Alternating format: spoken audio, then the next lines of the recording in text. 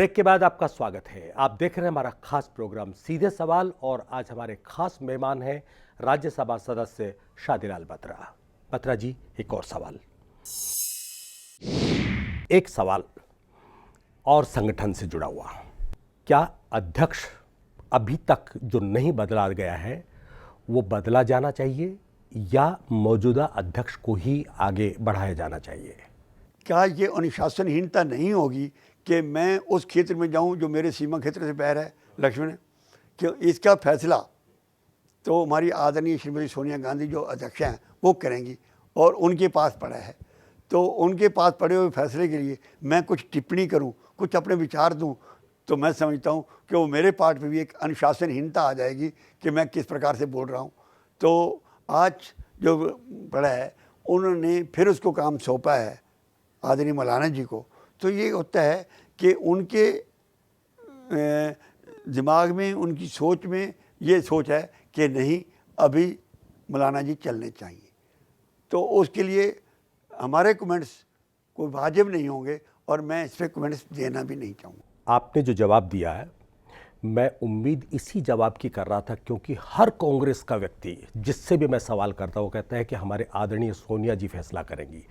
जब आदरणीय सोनिया जी को ही फैसला करना है तो लोकतंत्र कहाँ है आपके? नहीं, मोस्ट लोकतंत्र है। ये हमने प्रस्ताव पास किया था, प्रस्ताव करके हरियाणा प्रदेश कांग्रेस कमेटी ने उनको अधिकार दिया था। वो ऑल इंडिया कांग्रेस कमेटी की प्रधान हैं, वो सोनिया गांधी को सोनिया गांधी नहीं है, वो अध्यक्षा हैं। और अध्यक्षा के क्षेत्र में ये फाइल पेंडिंग हो और वो सोच उन्होंने डिसीजन लेना है, तो मोस्ट लोकतंत्र है।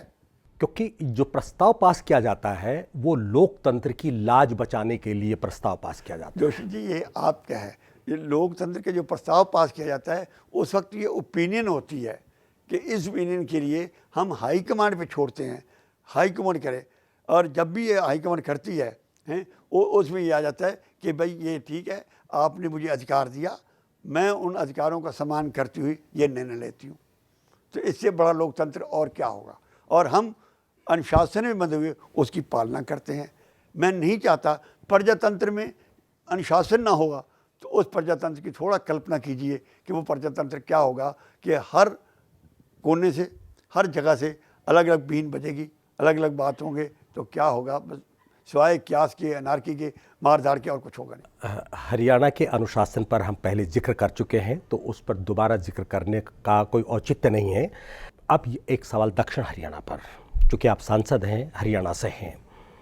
दक्षिण हरियाणा के लोगों में, खास तौर से एक दो नेताओं में असंतोष है कि सब विकास में असमानता देखी गई है। आप क्या मानते हैं? जो आपने देखी है, क्या उनका थोड़ा वर्णन करेंगे? क्योंकि हम किसी व्यक्ति विशेष के नहीं कह रहे, मैं विकास के लिए बात कर रहा हूँ। मैं विकास गिना दूंगा कि अहीरवाल में क्या विकास हुए।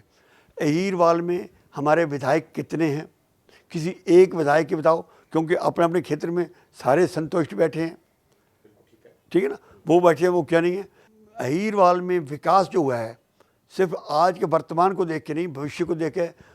यहाँ कितनी यूनिवर्सिटी खोल दी गई, यहाँ कितने सैनिक स्कूल आ गए, यहाँ जो है वो अहीरवाल के साथ जो रेवाड़ी या गुड़गांव लगाऊं या मेवात लगा लूँ, इंडस्ट्रियल यूनिट, मेडिकल कॉलेज, ये कितने आ गए। तो क्या भविष्य के विकास के लिए ये फाउंडेशन नहीं खोदी गई? एक बात। आप इस बात को क्यों बोलते हैं कि आज यही सरकार करेगी? इससे पहले सरकार अहीरवाल से मुख्यमंत्री भी हुए हैं, ठीक है ना। उनके कार्यकाल में कोई योजना शुरू हो, कोई उन्होंने सोची हो कि अहीरवाल में ये करना है और शुरुआत करने के बाद किसी सरकार ने रोकी हो? ऐसा नहीं है, ऐसा नहीं है।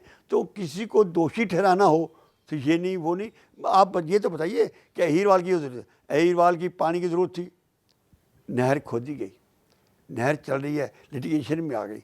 नहर के लिए जो कल्पना था, मैटर आज भी सुप्रीम कोर्ट में पेंडिंग है।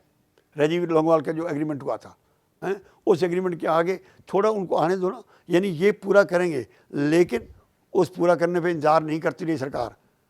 उसको फर्दर आगमन करने के लिए उन्होंने जो साधन थे वो जुटाए और जो पानी था उनका बंटवारा कर दिया। तो इसलिए मैं समझता हूँ कि आज के इस काल में अहीरवाल की जो हम कल्पना करते हैं, इसका विकास की जो सोचते हैं, कहीं और तरीके से हुआ, और जो पहली सरकारों ने नहीं किया उसके लिए दोषी इस सरकार को ना बनाया जाए, बल्कि उन आदमियों को सोचा जाए कि जो आदमी आज अहीरवाल का बहाना लेकर अपने आप को आगे लाना चाहते हैं। उनके देखिए कि आप कब से हैं राजनीति में, इससे पहले आपने कब उठाया था? क्या इससे पहले विकास ठीक हो रहा था? क्या इससे पहले जो आपकी स्कीम थी, जो नीतियां थी, सब ठीक थी और उन नीतियों को लागू क्यों नहीं किया गया? हरियाणा की आज की तारीख में सबसे बड़ी समस्या क्या मानते हैं? हरियाणा की समस्या जो है, मैं हरियाणा के लोगों के प्रति नमन करता हूँ कि वो जितने मेहनती हैं, जितनी उनकी सोच है, वो सोच और मेहनत के सामने कोई समस्या नहीं रहती। और कोई समस्या नहीं रहती तो कोई भी हो, पानी की कमी हो जाए या बारिश ज़्यादा आ जाए या कोई और आपदा आ जाए, तो उसको फेस करने के लिए वो जनता बड़ी शक्तिवान है, उन रखती है, शक्ति रखती है और आज की सरकार भी उस जनता के साथ है। इसलिए मैं नहीं समझता कि हरियाणा किसी ऐसी जगह पर जा रही हो कि जिसमें कि ये मुश्किल है, ये मुश्किल है। नहीं, कि ये रोने धोने का काम तो कमज़ोर आदमी करते हैं। किसी और पर बहाना लगाकर, किसी और पे उंगली खड़ी करके अपने आप को बचाने के लिए ना ये सरकार काम करती है, ना हरियाणा की जनता काम करती है। हर चीज़ को बड़े शक्ति के साथ, सोच के साथ, ताकत के साथ फेस करने को चाह रहे हैं और समझते हैं कि हरियाणा को अगर हमने प्रदेश नंबर 1 बनाना है तो इसकी कोई मुश्किल नहीं है। और मुश्किल तो जो उसको सोच रहे हैं कि हम कितने दिन में उस मंजिल पर पहुंचेंगे जिसमें हमारे सपने साकार हो जाए। फिर से लेते एक छोटा सा ब्रेक और आपको बता दें कि हमारे आज खास मेहमान हैं राज्यसभा सदस्य शादीलाल बत्रा। उनसे बातचीत ब्रेक के बाद भी जारी रहेगी। किसान की मेहनत सारे देश के लिए, हर गरीब आदमी के लिए उसके काम आए और आगे चले।